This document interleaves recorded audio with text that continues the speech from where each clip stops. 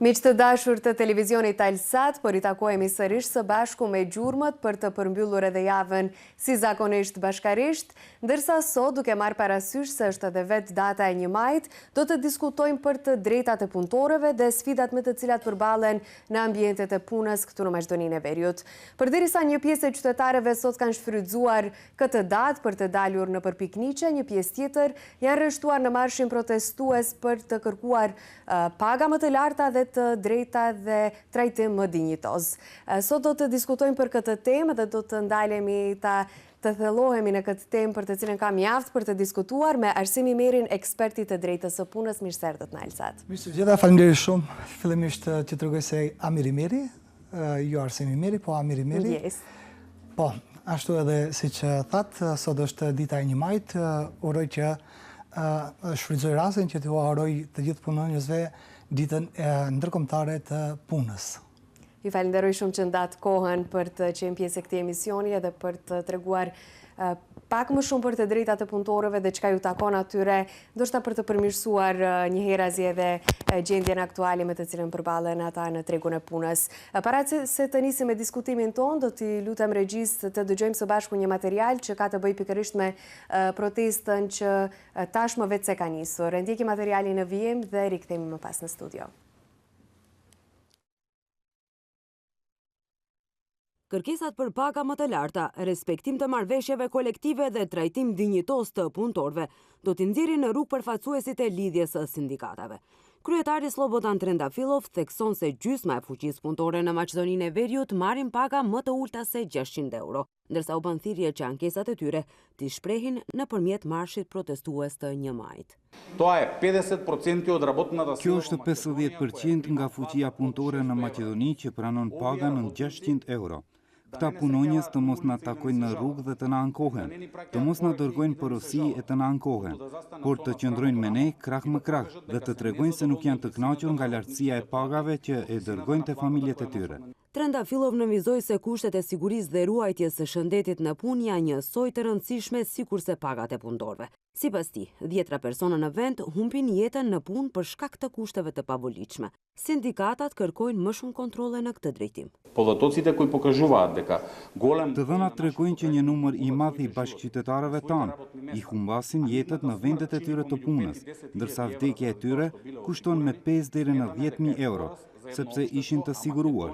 Vlerësojmë se është disfat për një shoqëri, ndërsa Maqedonia është pika më e zezë, ndoshta në hartën e Europës, sipas rasteve të vdekjes dhe lëndimeve në vendet e punës, për shkak të mosmarrjes së masave dhe kushteve të pavolitshme për mbrojtje dhe shëndet në punë. Kërkesa tjetër për çka LSM-ja kërkon mobilizim më 1 maj është edhe rreziku për shfuqizimin e marrëveshjes kolektive të kulturës, që sipas tij mund të ndikojë në shfuqizimin e të gjitha marrëveshjeve kolektive ku parashihet mënyra e përllëvaritjes së pagave. Sindikalistët fillojnë marshin orën 11 para shtëpisë së punëtorëve, duke vazhduar para kuvendit Odës Ekonomike e duke përfunduar para qeverisë.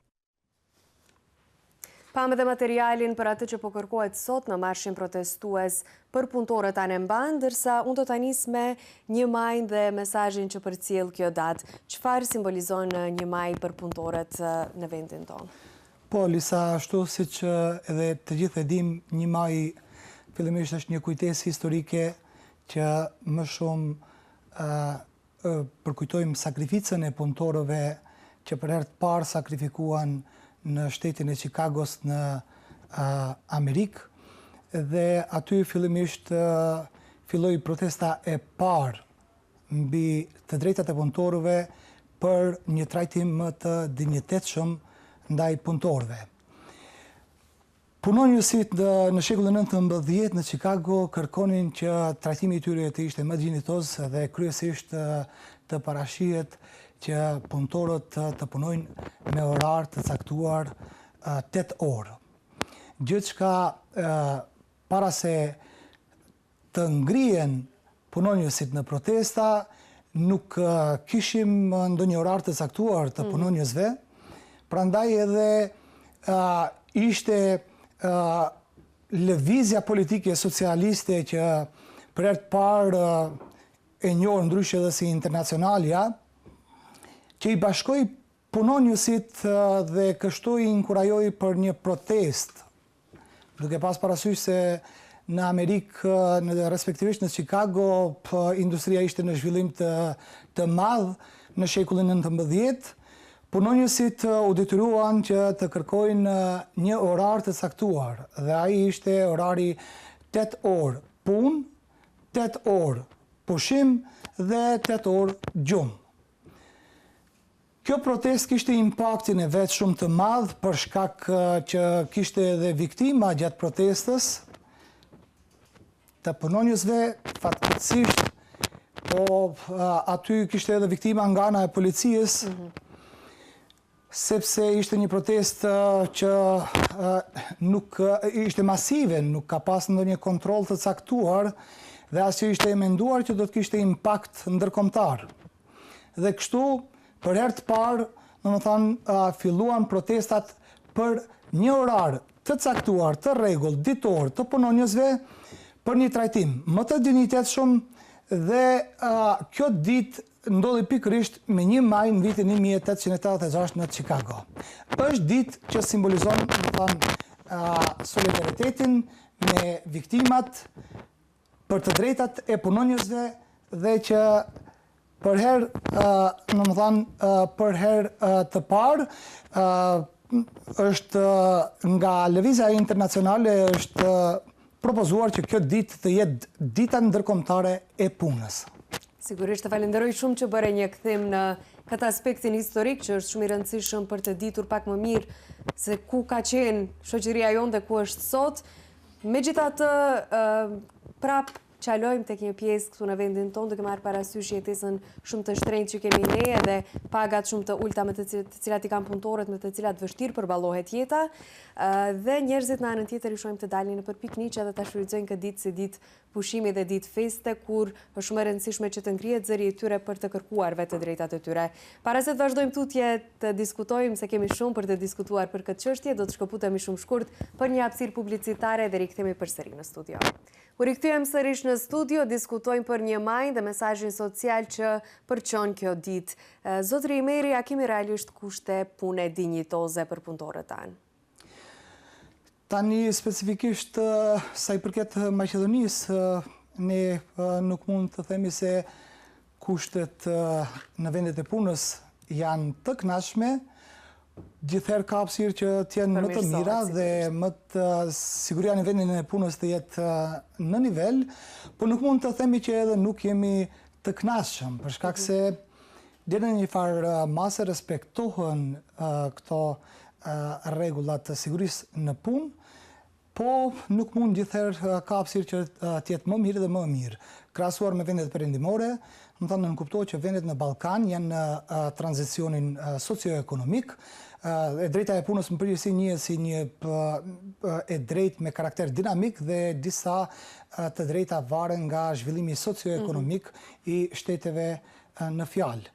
Këtu tek ne nuk mund të themi që nuk respektohen, po deri diku jemi të kënaqshëm. Jemi në zhvillim e sipër, mund të themi. Cilat janë kërkesat kryesore të punëtorëve sot?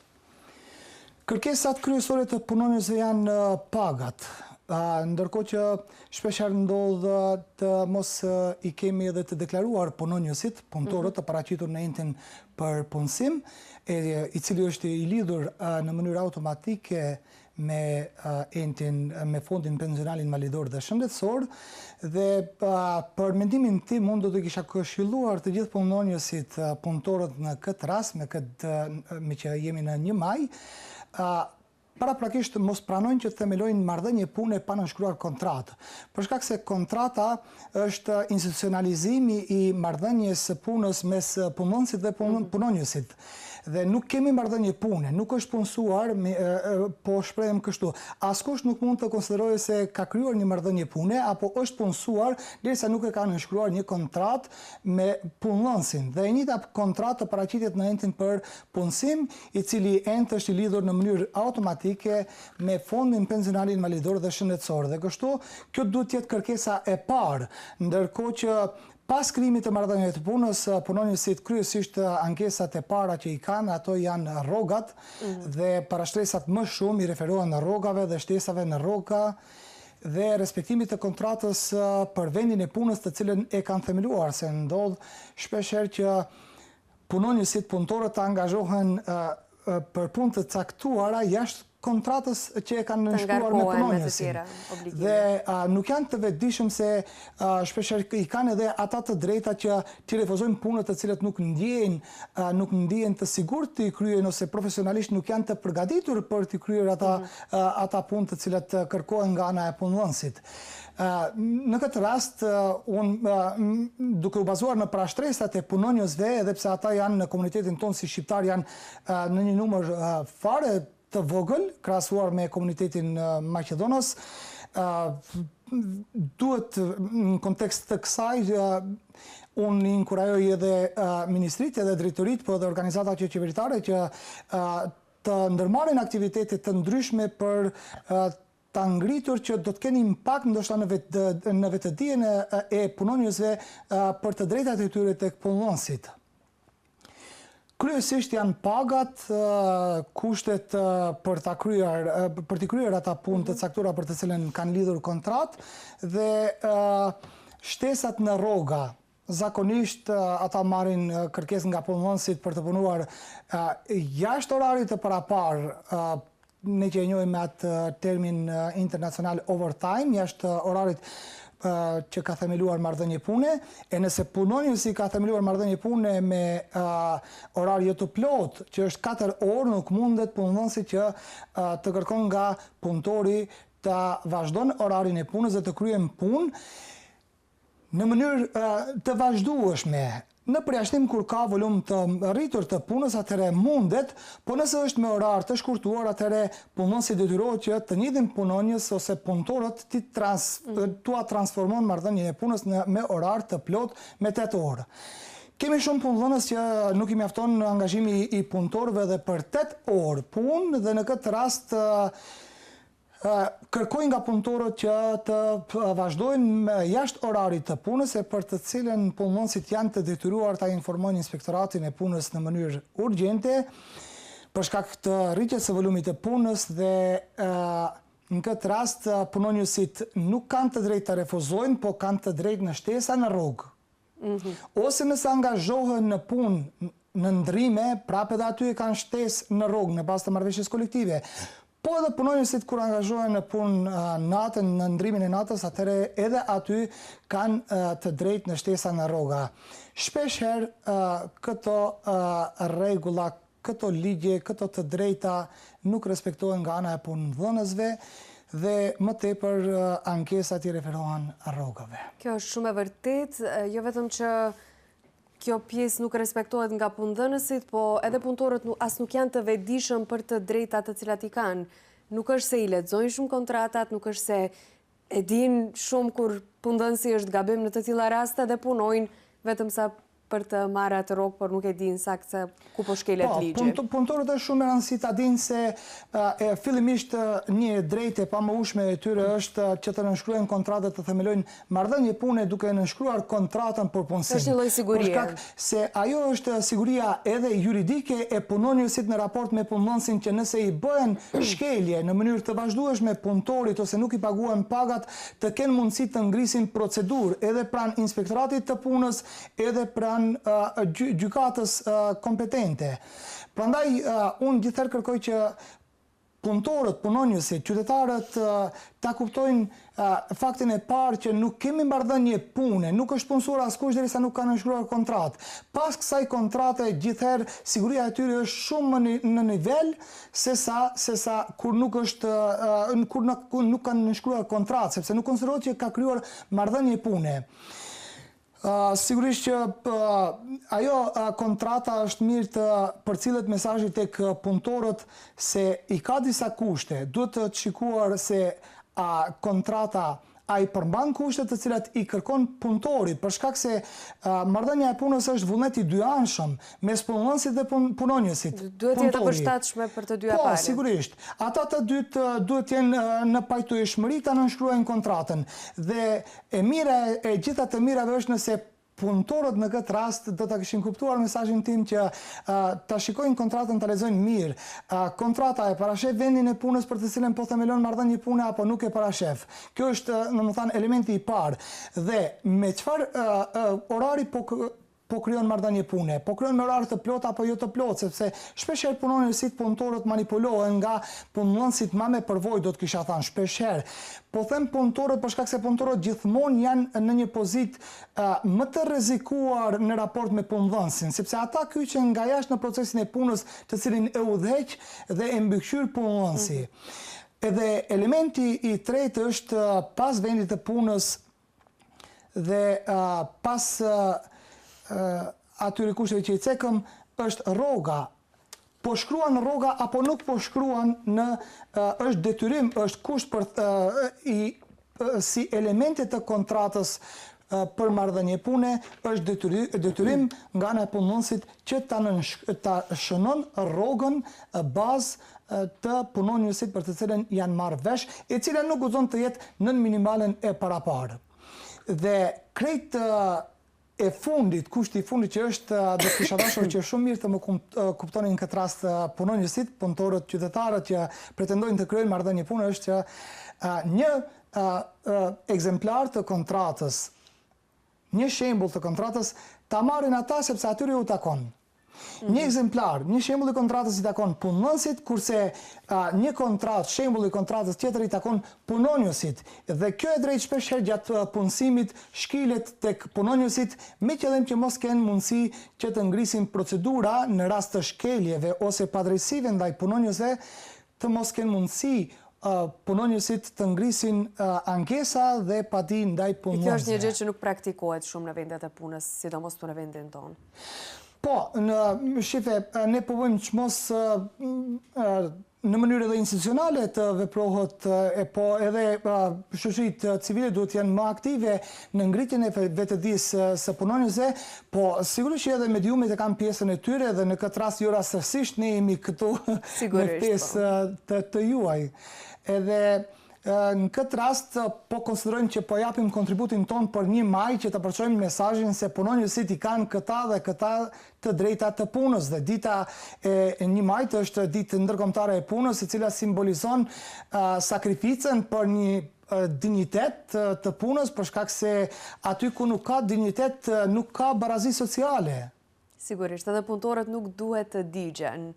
Kjo është, mendoj, edhe vetë esenca dhe qëllimi i asaj që të gjithë sot janë quar dhe kanë dalë në protesta. Do ta ndërlidh këtë me pyetje në vazhdim. Sa po dëgjohet zëri i sindikatave nga institucionet tona, për shkak se vazhdimisht kemi parë që kanë kërkuar rroga më të larta, kushte më dinjitoze për punëtorët. Mirë po institucionet tona shpesh herë ndër vite kemi parë që të mbyllin syt drejt këtij fakti. Po, roli i sindikatave në shoqërinë tonë është jashtëzakonisht i rëndësishëm, do të kisha thënë, edhe pse kjo pyetje është më së miri të i përgjigjen sindikatat, po duke parë në kohën e fundit se roli i tyre është shumë i rëndësishëm me vetë faktin që kanë imponuar ndryshime ligjore në situata dhe periudha të caktuara ndaj punonësve. Jo rastësisht disa teoricient i përshkruajnë sindikatat si ari polar, sepse ata din të organizohen, të solidarizohen mes vete dhe aty ku ka solidarizim ka një trajtim pak më të dinjitetshëm. Ne kemi parë tash në kohën e fundit se çfarë impakti, çfarë roli të rëndësishëm kanë pas sindikatat në sektorin publik, po edhe në sektorin privat, duke kërkuar në mënyrë permanente që rrogat e punonjësve të rriten në mënyrë të vazhdueshme me ligj. Sepse po të kishim ngelur në fatin dhe vullnetin e punëdhënësve, ata qëllimi tyre kryesor është përfitimi dhe jo dinjiteti dhe rroga e punonjësve. Dhe në këtë rast po them që roli i sindikatave është shumë i rëndësishëm, veçanërisht në kohën e fundit ka dhënë shumë rezultate në shtetin tonë me ngritjen e rrogave edhe në sektorin publik edhe në sektorin privat. Do dalim pak tek një temë tjetër, për të cilën jo më shkurt se dje diskutuam këtu në studio, niveli i sigurisë në vendet e punës këtu në Maqedoninë e Veriut. Kemi pas materiale vazhdimisht në edicionet tona informative, duke treguar dhe të dhëna statistika se sa aksidente fatale ka pasur në sektor të ndryshëm në vendet e punës që vënë një lloj pikpyetje sigurinë që kemi në ambientet tona. Si e vlerësoni aktualisht nivelin e sigurisë në vendet e punës në Maqedoninë e Veriut? Shikoni, bazuar në të dhënat statistikore, për shkak se dje i kisha të dhënat që nga viti 2005 dhe deri më sot, ka një përmirësim të dukshëm të sigurisë në vendet e punës. Dhe kemi një ngritje të vetëdijes, sigurisht si rezultate dhe i ligjeve dhe i rolit të sindikatave dhe shoqërive dhe institucioneve në mënyrë të vazhdueshme. Po nuk mund të themi se jemi të kënaqur. Nuk e kemi një rezultat të kënaqur për shkak se në vazhdimsi kemi vdekje të punonjësve në vendin e tyre të punës. Edhe zakonisht janë sektoret e njëjtë që janë më të rrezikuar dhe përsëriten. Jo, në bazë të statistikave, sepse më e saktë është të udhëhiqemi nga analizat statistikore. Dhe në këtë rast, sektori analitik tregon që kemi një rritje të sigurisë së punës dhe krahasuar me vitet të tjera, për shembull, vitin e kaluar kemi pasur 8 vdekje dhe fatkeqësisht nga ata 8 punonjës që kanë humbur jetën në vendin e tyre të punës, 5 nga ata kanë qenë në sektorin e ndërtimit. Dhe sektori i ndërtimit në bazë të statistikave na paraqitet si sektori që më së shumti rrezikohet siguria e punonjësve. Aty fatkeqësisht njëherë për njëherë kemi indicie që siguria e punonjësve nuk është në nivelin e kënaqur, që do të kishim dëshiruar të ishte. Mund të ndodhë me përjashtim që edhe punonjësi nga njerë mos t'i respekton të drejtat e tyre që i kanë, po edhe obligimet për rrezikun, për respektimin e të gjitha atyre pajisjeve personale për siguri. Kemi raste kur punonjësit nuk e respektojnë për shembull mbajtjen e kapelave, që paraqet një rrezik permanent në sektorin e ndërtimit. Po të shumtën e rasteve janë si pasojë e mos ndërmarrjes së masave nga ana e punëdhënësve. Kur jemi tek roli i inspektoratit, sa efektive kemi kontrollin inspektues në terren? Shikoni, çdo inspektim nga ana e inspektoratit të punës në vendin e ngjarjeve do të kisha thënë është një benefit shumë i madh për punonjësit. Për shkak se vetë prezenca e inspektorëve të punës krijon një siguri për punëtorët. Dhe gjatë mbikëqyrjes, nëse po them inspektorët konstatojnë ndonjë shkelje të drejtave të punonjësve, atëherë masat ligjore janë mjeti që mund të përdorin më njëherë gjatë inspektimit ose konstatimit dhe gjendjes së faktike për shkeljen e të drejtave të tyre. Inspektorët e punës nuk ka dyshim që kanë një autorizim publik dhe ata gjatë inspektimeve kanë autorizime për mbrojtjen e të drejtave të punonjësve. Në këtë rast është roli i inspektorëve të punës ose inspektoratit të punës është me të vërtet shumë i rëndësishëm në mbrojtjen e të drejtave të punonjësve. Edhe i nevojshëm që të jetë i pranishëm në vazhdimsi sigurisht. Patjetër. Po a ka mjaftueshëm inspektor për të mbuluar të gjithë tregun e punës, se është goxha e vështirë për të inspektuar çdo problematik në çdo terren? Po, në bazë të statistikave ashtu si që i kam informatat dhe si që po tregojnë statistikat, duket që nuk është numër i mjaftueshëm inspektorëve që janë të angazhuar në terren, për shkak se diku kemi 140-50 inspektor, ndoshta edhe më pak. Më falë, ndërkohë që duhet të jenë gjithsej afër ose do të kisha thënë mbi 200 inspektor që do të kishin mund ta mbulojnë qytetet, të mbulojnë qytetet në Republikën e Maqedonisë në mënyrë të përditshme dhe kështu të krijojnë një lloj sigurie për punëtorët mbi të drejtat e tyre. Po në aspekt procedural të them, çka ndodh kur konstatohet një shkelje serioze?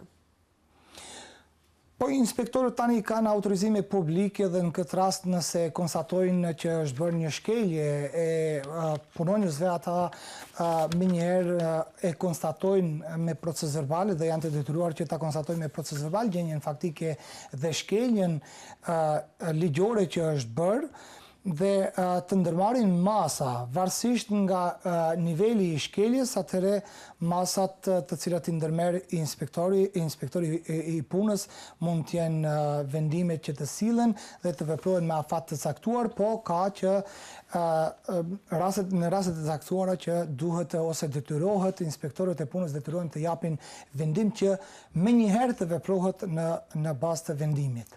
I përmendëm paraprakisht kontratat e punës si një pjesë kyçe dhe një ndër faktorët më elementar kur vjen puna tek kjo marrëdhënie punëdhënës punëtor, cilat janë disa prej shkeljeve më të shpeshta që hasen në terren nga punëdhënësit në përgjithësi në vendet e punës. Shikoni, qëllimi kryesor i inspektorit të punës, respektivisht inspektoratit të punës si një institucion dhe mekanizëm është të luftohet puna në të zezë, themi ne. Edhe që është shumë e pranishme në Maqedoninë e Veriut. Dhe që është shumë e pranishme fatkeqësisht, për shkak se nuk po mundemi të i bindim disa punonës përpos me masa që po duhet të ndërmerren, po nganjëherë fatkeqësisht na paraqiten disa situata të çuditshme që edhe punonjësit, punëtorët nuk dëshirojnë të hyjnë në sigurim të kryejnë marrëdhënie pune, të nënshkruajnë kontrata, të hyjnë dhe të kenë stazh që nesër pas në pleqëri ose në rast të invaliditeti në punë të kenë mundësi të i gëzojnë të gjitha të drejtat sociale që i parashek ligji. Për shkak se nëse nuk kanë të krijuar marrëdhënie pune, nuk mund të i gëzojnë të drejtat e pensionit invalidore, pensionit në bazë të viteve dhe shumë beneficioneve tjera që u garanton sigurimi në vendin e punës dhe kontratat e tyre. Dhe në këtë rast, shkeljet më të mëdha janë kur angazhohen punëtorët në të zezë dhe mospagimi i rrogave. Jo gjithherë punonësit janë në gjendje që të i paguajnë rrogat dhe ta respektojnë kontratën që e kanë nënshkruar me punëtorët dhe kriza ekonomike ka impaktin e vet që ndonjëherë ndoshta edhe punonësit janë në situata që mos mund ta paguajnë rrogën e punonjësit në afatin e caktuar ligjor. Po prandaj edhe ekziston inspektorati me masa që i ndërmerr, mënyrë e obligon në afat të caktuar që të i paguhet rroga duke sjellur një vendim si vërejtje për punonësit dhe të i paguhet rroga punonjësve. Do të thënë kemi të parë shumë në vendet tona, të mos vetëm në Maqedoni, po edhe në rajon, që punëdhënësit në një mënyrë ose në tjetër i shmangen sadokudo ligjit për të mbuluar këto, ose ndoshta për të përfituar pak për vete, edhe për të mbuluar pak aspektin ligjor që... Po, sigurisht, ka prej atyre punëdhënësve që shpeshherë kalkulojnë edhe në mundin e punëtorit, edhe mundohen që të i shmangen ligjit, duke mos i paraqitur orët shtesë të angazhimit të punëtorëve në punë, duke mos e paguar punën e natës, duke mos e paguar punën e ditëve të festave, duke mos i paguar punët në ditët e diela, ashtu siç edhe parashek ligji, për shkak se çdo shmangje ligjore për punonësit është paraqet benefit të caktuar, edhe kur analizojmë në bazë të rrogës kur kalkulohet për një punëtor të angazhuar pa nënshkrim kontrate, atëherë që po i themi ne në të zezë, atëherë ajo paraqet një fitim për kokë të punonjësit paraqet 200 euro. Nëse 10 punëtor do të ishin të angazhuar në të zezë, atëherë benefiti i punëdhënësit do të ishte shumë i madh. Në korrizin e punëtorëve është fatkeqësi shumë e madhe që punonjësit, punëtorët nuk e kanë atë vetdije që benefitet janë shumë më të mëdha nëse krijojnë marrëdhënie pune dhe nënshkruajnë kontratë, sepse të drejtat e tyre sociale nuk do të mund pastaj të i shfrytëzojnë në rast të ndonjë lëndimi serioz, invaliditeti apo edhe shkelje tjetër. Sa efektive janë dënimet kur ato shqiptohen në të tilla probleme që shfaqen nga punëdhënësit në këto raste? Shikoni, është interesante se qeveria e kaluar i ka ulur dënimet deri në atë nivel, sa tani janë disa dënime për punëtorët që angazhohen në të zezë, dënime respektivisht ndaj punëdhënësve për punëtorë që angazhojnë në të zezë, janë dënime shumë formale dhe impakti i tyre është shumë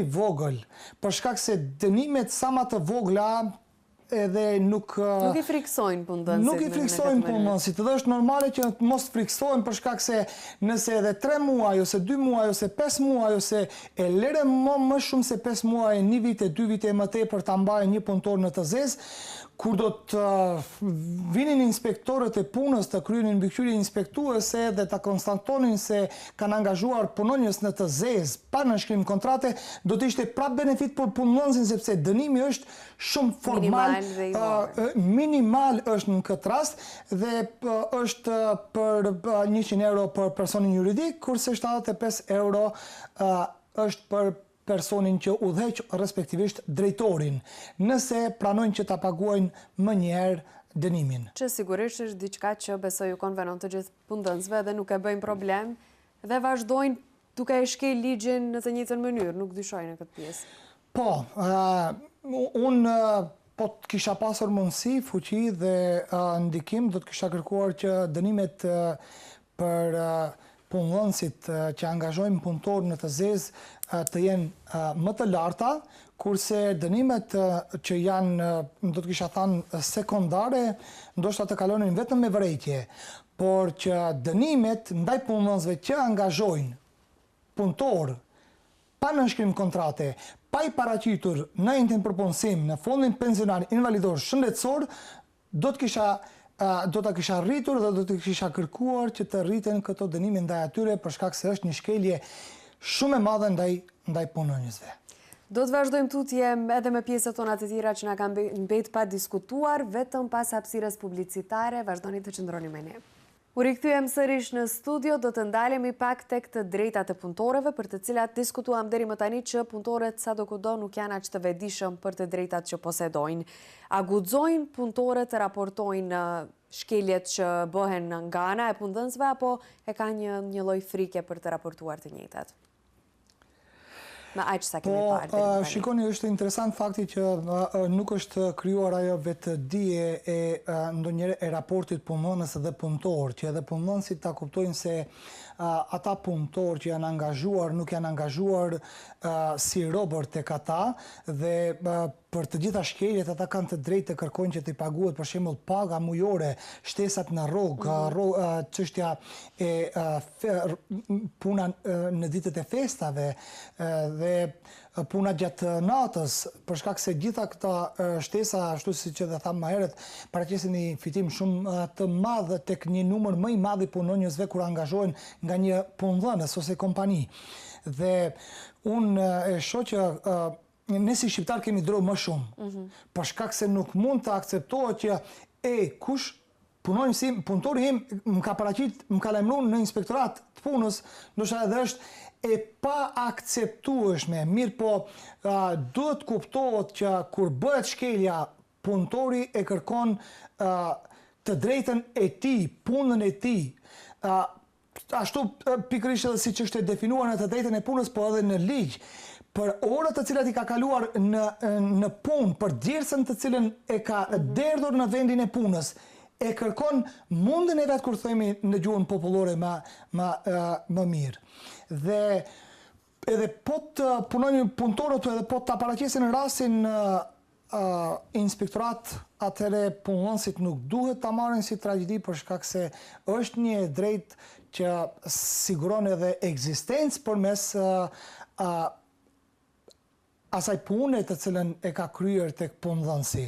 Dhe mbi gjitha është ekzistenca në pyetje e tij dhe e familjes së tij, për shkak se ai punon për ta siguruar mirëqenien familjare të tij dhe sigurisht që paraqiten detyrime edhe familjare të punonjësve që i kanë familjet e tyre. Secili ka nevojat e tyre. Nuk është ndonjë tragjedi, po punëtorët përgjithsisht në praktik e kanë dronë për ta paraqitur punëdhënësin për një shkak. Vetëm në raste kur shkëputet marrëdhënia e punës, mbaron puna, ata atëherë e marrin guximin që të i padisin punëdhënësit për një shkelje të tillë. Megjithatë, me këtë kulturë pune që kemi neve, mendoj që është e kuptueshme frika që kanë punëtorët për të paraqitur të tilla shkelje. Andaj dua të pyes si mund të mbrohet një punëtor që merr guximin të denoncohen për kushte të këqija pune. Shikoni, siguri nuk mund të i garanton në mënyrë absolute askush, por Inspektorati i Punës si një institucion që për veprimtari kryesore ka mbrojtjen e të drejtave të punës, ka autorizime të shumta për të i mbrojtur punëtorët nga këta shkelje dhe padrejtësi që i bëhen. Dhe punëtori duhet edhe qytetarët edhe punëtorët ta krijojnë një vetëdije që ka mekanizma ligjor për të mbrojtur në punë. Nuk mund, sepse ka kaluar koha kur punëtorët janë trajtuar si robër dhe si mjet për punonësit. Punëtori, pikërisht jemi në festën e 1 majit, protesta për herë të parë që është mbajtur jo vetëm për orën e punës gjatë për ditë, për javë dhe për muaj, por protesta është zhvilluar edhe për dinjitet, për një trajtim më të dinjitetshëm. Dhe në këtë rast punëtorët kanë të drejtë më njëherë të i shfrytëzojnë mekanizmat e tyre, sindikatat edhe disa organizata qeveritare që janë angazhuar për mbrojtjen e të drejtave të punëtorëve, po kryesisht si fillim ata duhet më njëherë të drejtohen deri tek Inspektorati i Punës dhe inspektorët e punës, jo gojarisht, por ankesat të jenë mundësisht me shkrim, për shkak se kur janë me shkrim ankesat nga ana e punëtorëve, atëherë e mveshin me përgjegjësi edhe inspektorin e punës se çfarë do të konstaton në proces verbal. Edhe sigurisht që edhe inspektorët do të kenë kujdes më shumë kur është me shkrim. Çfarë duhet të na ndryshojë urgjentisht në sistem? Do të kisha thënë që në sistem duhet, se është pak pyetje më ndoshta jo më konkrete që i referohet punonjësve, por do të kisha thënë që ligjit të sillet, ndryshimet e ligjit të bëhen dhe të harmonizohen me ligjet dhe konventat evropiane në mënyrë imediate, në mënyrë të menjëhershme, dhe ata ligje të jenë kompatibile me situatën socioekonomike në Republikën e Maqedonisë, respektivisht të jenë kompatibile me gjenjen tonë që jemi këtu, që të mbahet përgjegjësi edhe për të drejtat e punëtorëve, po edhe duke mos i rrezikuar edhe planet strategjike të punëdhënësve.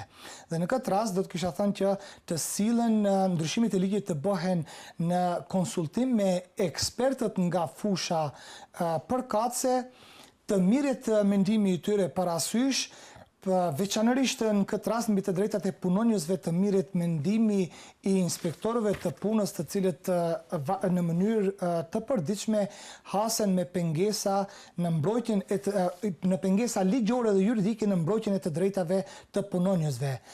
Gjithashtu do të kishte qenë shumë mirë që të zerohen kompetencat e inspektorëve të punës, për shkak se shpeshherë inspektorët e punës janë të kufizuar me kompetencat e tyre në veprim. Zotëri Meri, ju falenderoj shumë për të gjitha ato që thatë sot, besoj dhatë mesazhet e dura edhe për punëdhënësit, edhe për punëtorët edhe për të gjitha ata që na ndjekin, besoj që kanë marrë shumë nga kjo bisedë. Faleminderit për kohën. Faleminderit për ftesën edhe juve. Faleminderit shumë.